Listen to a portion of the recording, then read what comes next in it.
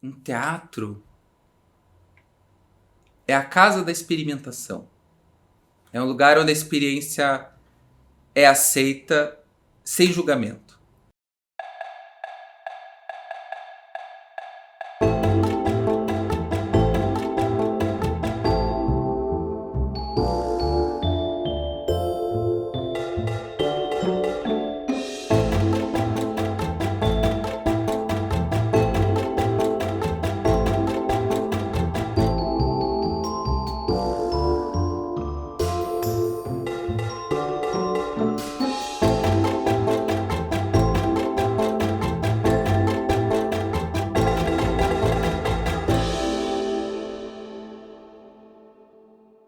O meu primeiro contato com a Vilola foi lá em 2012, quando eu assisti o espetáculo do Malefício da Mariposa, na primeira casa da Vilola, e eu fiquei encantado, fiquei enfeitiçado e tentando entender, tentando compreender como eles conseguiram alcançar aquele nível de poesia, aquele nível de teatro mesmo. E daí eu senti um desejo tão grande de fazer um espetáculo como aquele que eu estava assistindo, e quando a gente deseja uma coisa bem no fundo do coração, ela acontece, né? E a partir dali eu fui me aproximar da Vilola mesmo, realmente me interessei, vi que era costume da companhia dar algumas oficinas, então eu me inscrevi para uma oficina de música, do Jean-Jacques Lemaitre. E eu fiz essa oficina, e eu estava no Teatro Paiol assistindo o ensaio, porque eu não ia poder assistir o espetáculo à noite, que era o encerramento da oficina. Eu estava assim, no céu, assim, no Olimpo, vendo aquilo, uma atmosfera assim. Era uma coisa assim que eu não conseguia nem explicar. Daí a Ana Rosa chegou perto de mim e falou: Rê, por que você não entra para a nossa trupe, para o Avelola?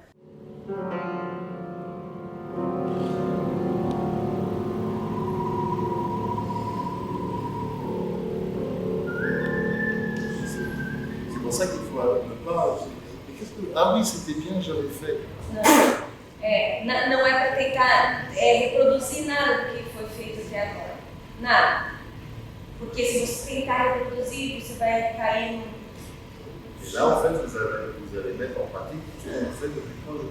E aqui a gente acabou de botar em prática tudo que a gente fez esses 3 dias. Quando o Jean-Jacques chegou, o Jean-Jacques já veio, foi a primeira parceria nossa direta com o Jean-Jacques, acho que isso foi das coisas mais importantes. O Jean-Jacques chegou com a vontade de pôr a mão na massa, veio fazer uma formação com os músicos. E era uma loucura essa produção, porque eram 10 atores e mais o Jean-Jacques Lemaitre viajando pelo Brasil e a gente fazendo a secretária dele aqui, né? Uma loucura. Então a gente assessorava o Jean-Jacques e aí a gente também fazia a produção do Tchekhov. E foi um ano intenso. Eu falo que se fosse para ficar careca, eu teria ficado careca na Tchekhov, porque realmente foi muito desafiador. Eu fiquei pensando um pouco no processo de criação do espetáculo, que a gente parte de partimos do Tchekhov, cada um com suas referências, não era específico uma obra, partimos de um conto, mas nós fomos experimentando, né? Vários personagens, várias possibilidades. Quando a gente mergulhou, quando eu mergulhei no teatro russo, quando a gente foi com toda a atenção para a Rússia e no teatro de arte de Moscou, essa Arkadina ela veio acotovelando todo mundo.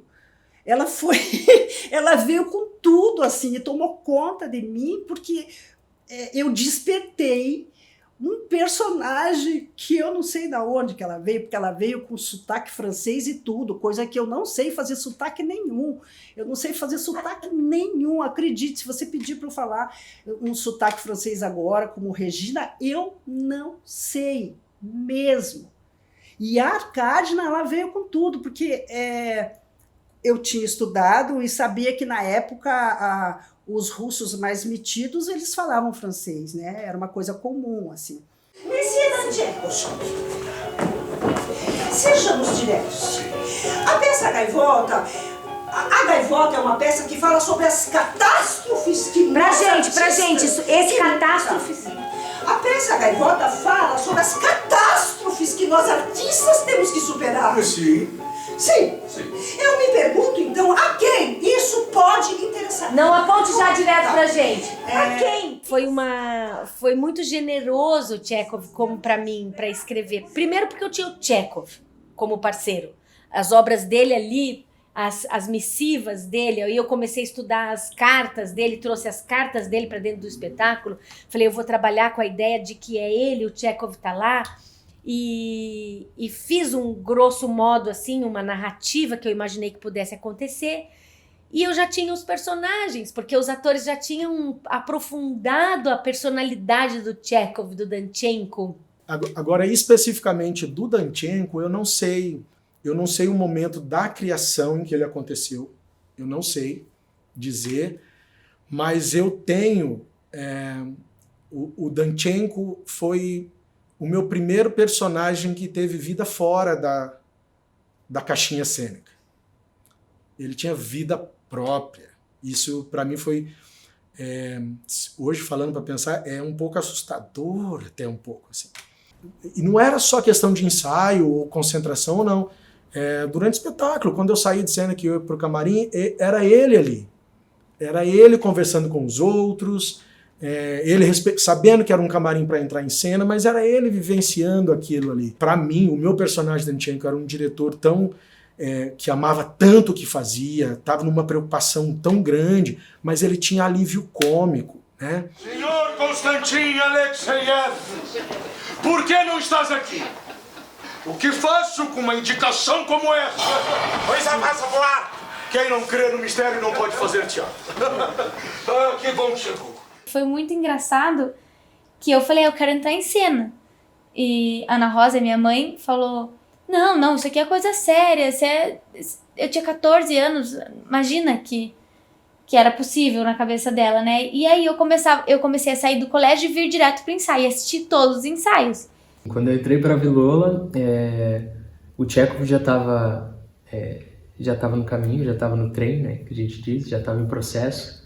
Estava mais ou menos na metade do processo. Então já tinham propostas de cena, já tinham propostas de texto, de personagens. Mas como eu já estava ali um pouco próximo da companhia, já estava conseguindo assistir um ensaio ou outro, a Ana Rosa percebeu a minha vontade doida de estar ali junto com eles. E muitos já eram meus amigos de fora. E até que um dia ela me convidou, né? A gente conversou ali. Ela viu a minha vontade e foi muito sincera comigo, disse que como o processo já estava em andamento, os atores já estavam em criação, ela disse que eu poderia entrar como um servidor de cena. E aí foi muito engraçado, porque eu fui, depois de um mês, assim, eu em cena, eu assistindo os ensaios, aí ela falou, tá precisando de um banquinho ali. Helena, entra em cena e põe um lencinho, que daí é um adereço que usa pra esconder o rosto, pra não ter essa coisa da atuação muito envolvida, que é um serviço de cena. E aí foi lá, eu bem certinho, falei, agora eu vou fazer o melhor serviço. E foi passando, e quando eu vi, eu consegui o serviço de cena e depois o personagem.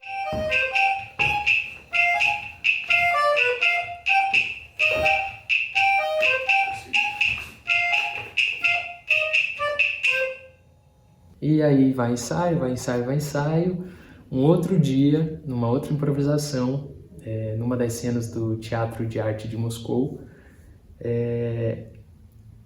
um personagem se fez muito necessário, e nada mais nada menos que o Sr. Konstantin Stanislavski. E a Ana Rosa me olhou, porque já não tinha ator ali também, e ela me olhou e me jogou, né? Me jogou essa proposta, e eu disse sim na hora, tremendo as pernas, tremendo as bases, mas foi um sim bem tremido, mas foi um sim muito entusiasmado e feliz. E quando eu vi, eu estava fazendo o Sr. Stanislavski, né?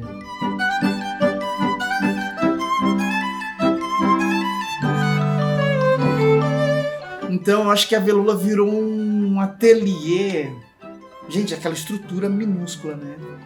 Virou um ateliê maluco, né? O Chekhov... Assim, eu acho que o Malefício foi um ateliê importante, mas o Malefício ainda foi muito delicado, foi enxuto, né? Mas o Chekhov colocou a Velula de cabeça pro alto.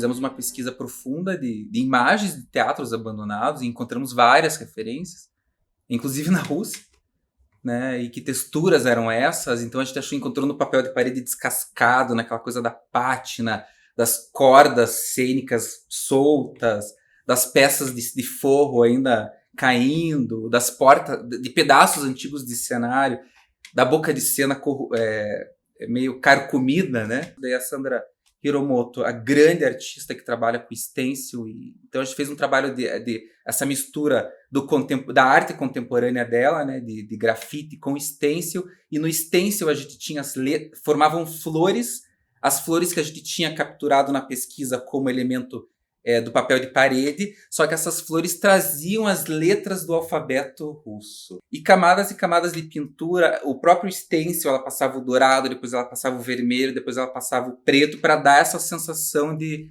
falha, de desgaste, né? E o fundo também com as tintas vermelho, bordeaux. Para mim, a cereja do bolo são aquelas portas, que é o portal do entrar e sair, e que aquilo fez um sentido para a peça inacreditável, e as pessoas elas assimilam de cara, né? Então, como a moldura de uma porta pode resolver tanta coisa. E aí o Chekhov estreou lindamente. Bom, o Chekhov em todos os lugares ele foi muito recompensado com o retorno do público, né? São Paulo.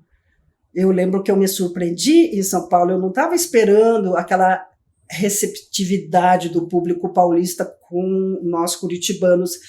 E quando a gente estreou, os aplausos, aquele retorno, assim, eu fiquei emocionada também.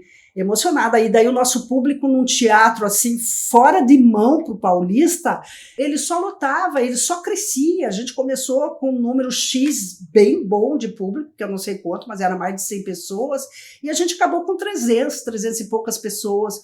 Então isso me deixou assim, com a certeza de que a gente fazia um teatro que o público, que quem assistia queria mais que o amigo assistisse, que a avó assistisse, que o tio assistisse, sabe?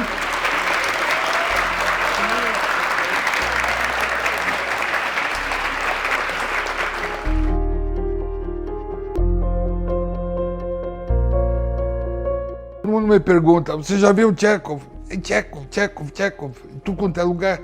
E as pessoas que assistiram saíram encantadas.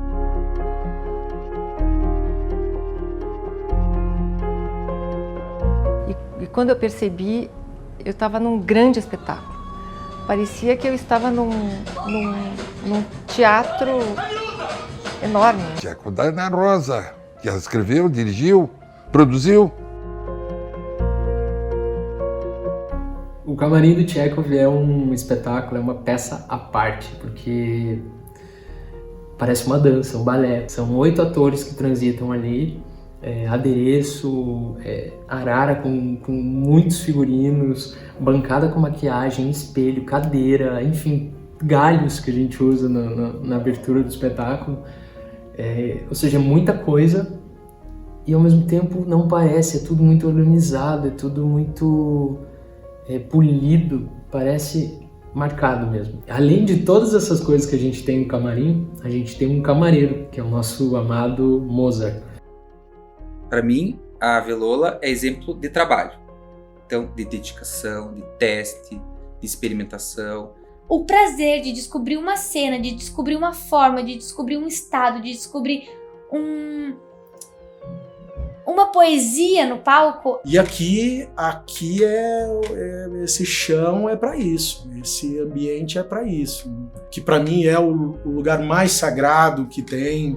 É muito louco falar isso, porque a gente não faz o ensaio só pelo ensaio, então é muito louco, mas eu amo ensaiar. Eu acho que se as pessoas pudessem ver os ensaios, eu acho que elas entenderiam melhor o que é o teatro.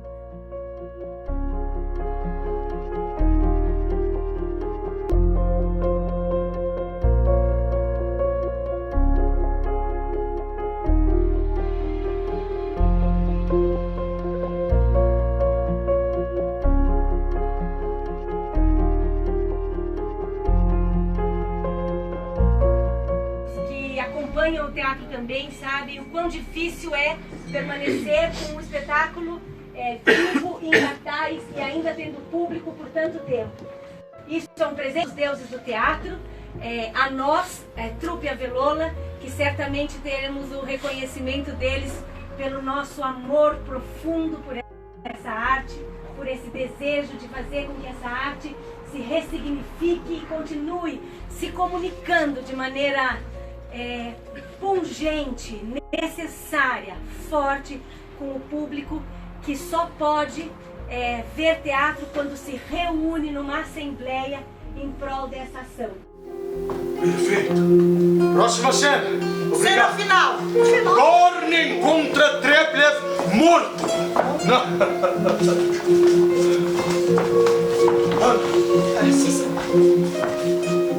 Спасибо. Спасибо. Спасибо.